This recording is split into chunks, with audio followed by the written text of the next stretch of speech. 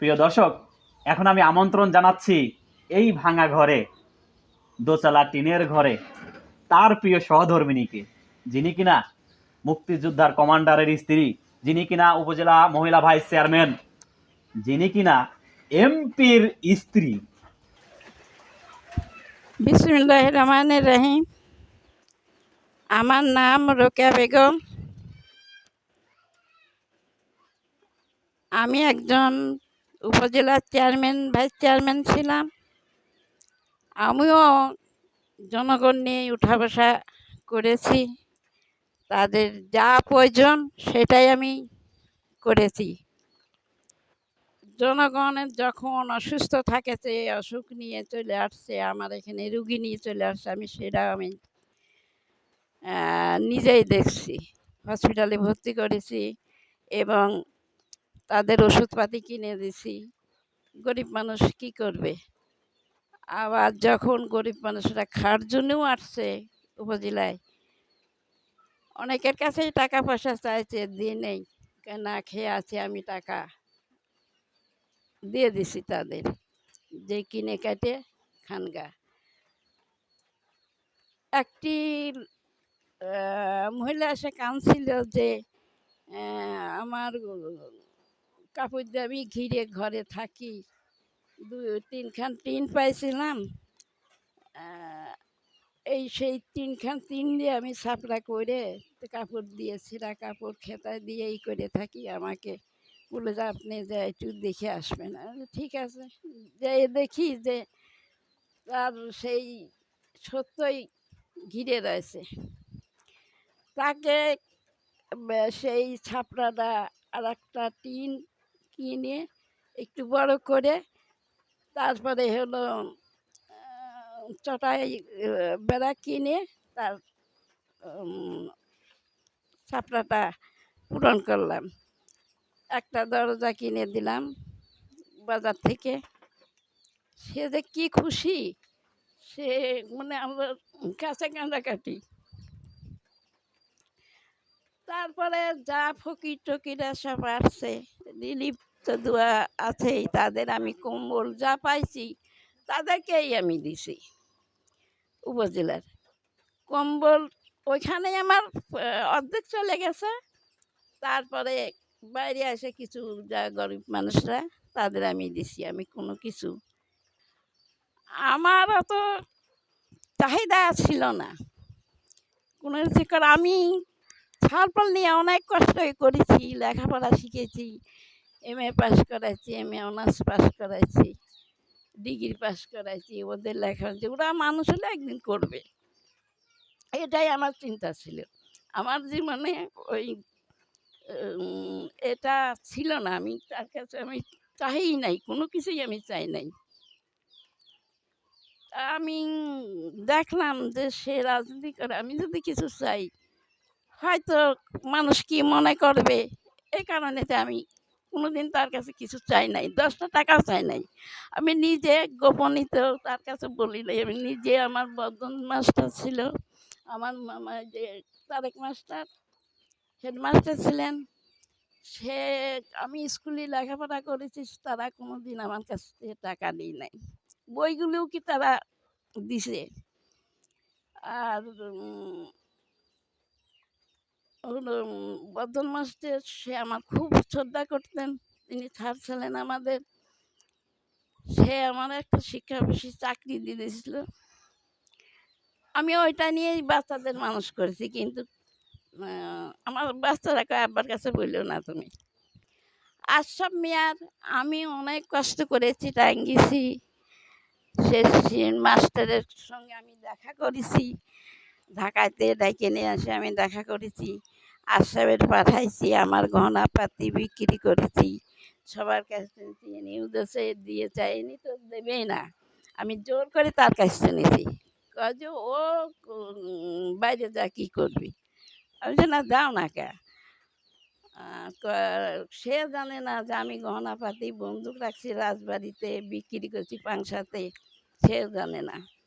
দিয়ে আমি তাকে অনেক করে, আমার বাপে পোস্ট অফিসে টাকা রেখে গেছিলেন, ব্যাংকে টাকা রেখে গেছিল আমার বাবা, সে টাকাগুলোই নিয়ে আসে ওর আমি বিদেশ পাঠাইছিলাম,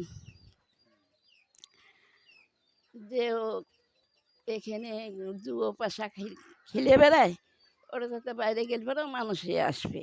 আর সবাই অনেকজন অনেক কথা বলেছে, ওর কাকা তো শোনে না, আমার শুনতে হয়েছে। তো এই এই আশা করে আমি ওর এখান থেকে বিদায় দিয়েছিলাম যে তুই বাইরে চলে যা। তা আমি চিন্তা ভাবনা করছি ও মানুষ হবে, ওইখানে মানুষ হয়ে এসে আমার ঘর বাড়ি যা করার করে দেবে। ও নিজে যদি না করে আমারটা করে দেবে। আর আমি যে গহনাপাতি বন্দুক রাখছি, এটাও আমার এসে খালাস করে নিয়ে দেবে, কিন্তু ও কিছুই করি নাই। গহনা পাড়ার ফেরত দেয় নাই? কিচ্ছু না, কোনোদিন কিছুই দিই নাই। আমার বলতে কিছু দিই নাই কোনোদিন, 10টা টাকাও হাতের উপরে দিই নাই। এখন এর কি আছে আমি সেটা বলতে পারি না, সে আমার কাছে বলতেও না, আমি জানিও না এটা। তা একদিনকে ও আসলো, বিদেশ থেকে আসলো, আসে এ ঢাকাতে রয়েছে,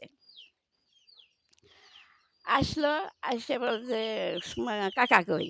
আমি তো তোর কাকা তো ঢাকায় প্রায় 2-3 মাস রয়েছে, আমি তো জানি না। কয় চলো ঢাকা, আমার সঙ্গে চলো ঢাকা যাই। আমি বলছি কে ঢাকায় যাবো কে?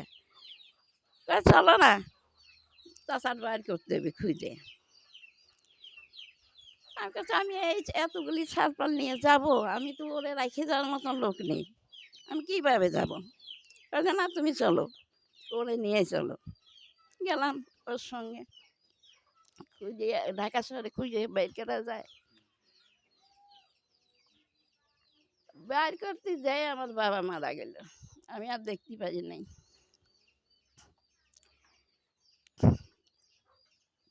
আশরাফ মিয়া তো কষ্ট দিছে আপনাকে। হ্যাঁ কষ্ট হচ্ছে, কষ্ট শাস্তি পাবে, আল্লাহ দেবেই। আল্লাহকে রাখে না। তো যাই হোক, এখন জানতে চাই সব মিলে কেমন আছেন? আমি খুব ভালো আছি, তাতে আমার দুঃখ লাগে না। আমার কষ্ট, কষ্ট আমার তো কষ্ট শেষই করে আমি দিছি, আমার কষ্ট ছিল না। তো একজন চেয়ারম্যান হিসেবে, একজন আর গর্বিত মা। চেয়ারম্যান হিসাবে আমি ওই রকম কি করবো, একটা মানুষ এসে যদি কান্দে পড়ে, তাকে তো আমার দিতেই হবে। এমনকি যে আমার বাসার থেকে চাল পর্যন্ত দিয়ে দিছি, চাউল দিছি, তো ওই তরকারি তেল ঢাইলে দিয়ে দিছি, এরকম করেছি, করবো কি। তো আপনি একজন গর্বিত মা হিসেবে, দুর্নীতি মুক্ত দেশকে ভালোবাসার জন্য একজন দেশপ্রেমিকের স্ত্রী, সেই হিসেবে বাংলাদেশ ও পাংশাবাসীর জন্য কি বলে যেতে চান? দর্শকদের উদ্দেশ্যে কি বলতে চান? আমি আমি সবার সঙ্গে, গরিব মানুষের, বড় লোক বলেন গরিব বলুক, আমি কোনোদিনও এটাই করি না। আমি গরিব মানুষকে সারাদিন ওই ওরে কি দেবো, কি করবো, এই চিন্তায় থাকতাম। আচ্ছা ভালো, আমি এখন প্রশ্ন হলো, হ্যাঁ, তার এদের জন্য নিয়ে আমার রাজনীতি ওইটুকুই। গরিব মানুষটা আমার উঠাইছে, আমি যখন চেয়ারম্যান হতে পারলাম, তখন আমার তো অনেক তো ইয়ে ফেলা গেছে বাক্স কাগজ, আমি অনেক ইয়েতে জিতেছি, ওইরকম পাংশার বুকে কেউ জিততে পারিনি। আচ্ছা তো ভালো লাগলো। সর্বশেষ প্রশ্ন, ভবিষ্যতে এই পরবর্তী প্রজন্মের জন্য কি বলে যেতে চান? আর আমি যেতে চাই যে আমি যদি না থাকি, না দেখতে পারি, তাহলে যারা আছে তারা যেন, এই দেশবাসীরা যেন দেখে, গরিব মানুষের একটু দেখুক, আর পাংশা তারা দেখবে, এবং কোনো খারাপ নজরে যেন দেখে না কেউ। সবাই যেন সুখে থাকে, শান্তিতে থাকে, ভালো থাকুক, আমার বক্তব্য শেষ। বুকে চাপা কষ্ট নিয়ে তারা বেঁচে আছে এখনো। তবে কষ্ট হলেও সত্য, এটাই বাস্তব, এটাই real hero on the world. কি মনে হয় আপনার? এমপি বাড়ি, বসার জায়গায় এরকম বেঞ্চ টেবিল কিংবা টুল বলুন থাকবে, মানিয়ে নিতে পারবেন? এখন পারবেন না, কিন্তু আমি দেখাচ্ছি বাস্তব এবং সত্য ঘটনা। আমি রয়েছি মোহাম্মদ আব্দুল মতিন মিয়ার বাসায়।